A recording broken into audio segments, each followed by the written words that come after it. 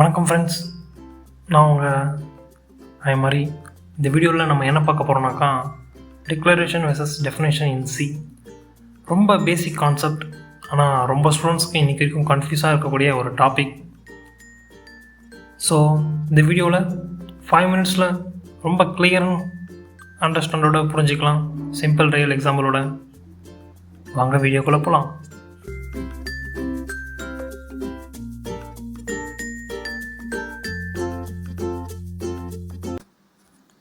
Okay, now what is declaration?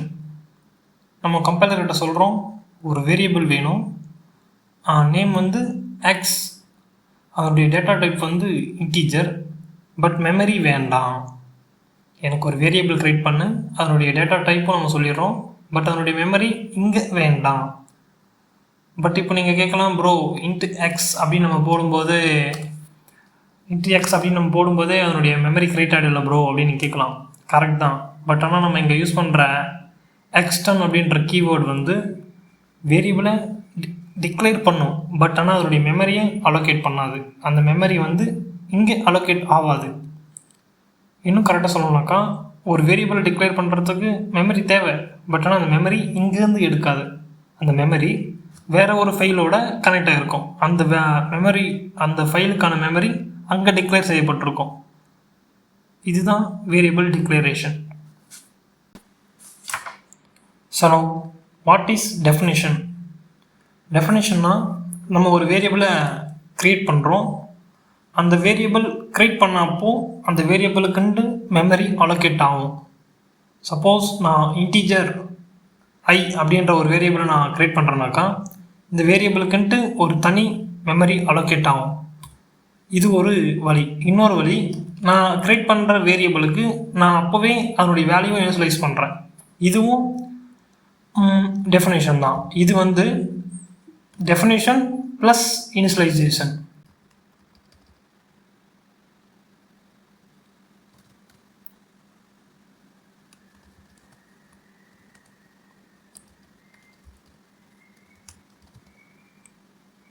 But நான் int ஐ அப்படின்னு create பண்ணுறது வெறும் டெஃபினேஷன் தான்.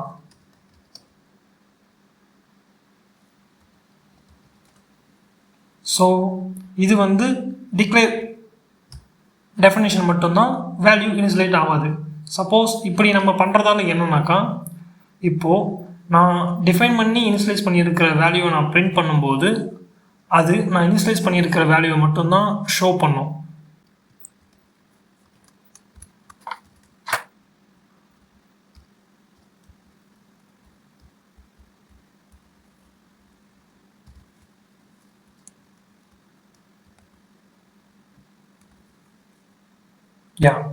நவ் நான் டிஃபைன் பண்ணி இனிஷியலைஸ் பண்ணியிருக்கிற வேல்யூ வந்து எனக்கு வந்து பிரிண்ட் ஆகுது. இது வந்து டெஃபினேஷன் ப்ளஸ் இனிஷியலைசேஷன்.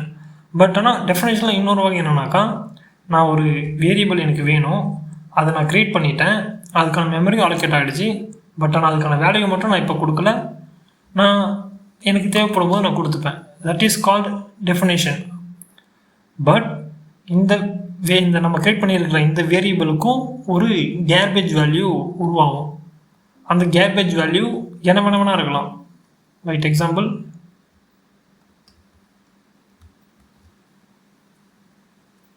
இப்போது இந்த 405 அப்படின்ற வேல்யூ வந்து நம்ம இங்கே இனிஷியலைஸ் பண்ணியிருக்கிற, நம்ம இங்கே டிஃபைன் பண்ணியிருக்கிற ஐக்கான initialize value, but it is called as a garbage value.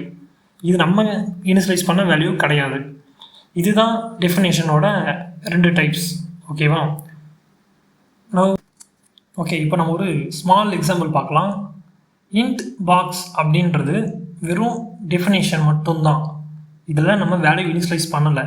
So values initialise பண்ணாததுனால அதில் வேல்யூ எதுவும் ஸ்டோர் ஆகாது, பட் ஆனால் கேர்பேஜ் வேல்யூ ஸ்டோர் ஆகும், மெமரி அலோகேட் ஆகும்.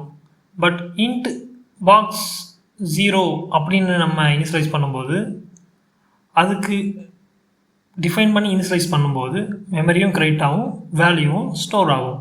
பட் எக்ஸ்டன் இன்ட் பாக்ஸ் அப்படின்னு நம்ம யூஸ் பண்ணும்போது அது டிக்ளேர் மட்டும்தான் ஆகும். டிக்ளேர் மீன்ஸ் அது இன்ஃபோ, ஒரு மாதிரி ஒரு வேரியபிள் இருக்குது அப்படின்றத மட்டும்தான் சொல்லுமே தவிர அதுக்கான மெமரி கிரியேட் பண்ணாது, வேல்யூவும் கொடுக்காது. இதுதான் difference between definitions and initialise declaration. இது உங்களுக்கு புரிஞ்சிருக்குன்னு நினைக்கிறேன். நவ் தேங்க்யூ ஃபார் வாட்சிங். பாய்.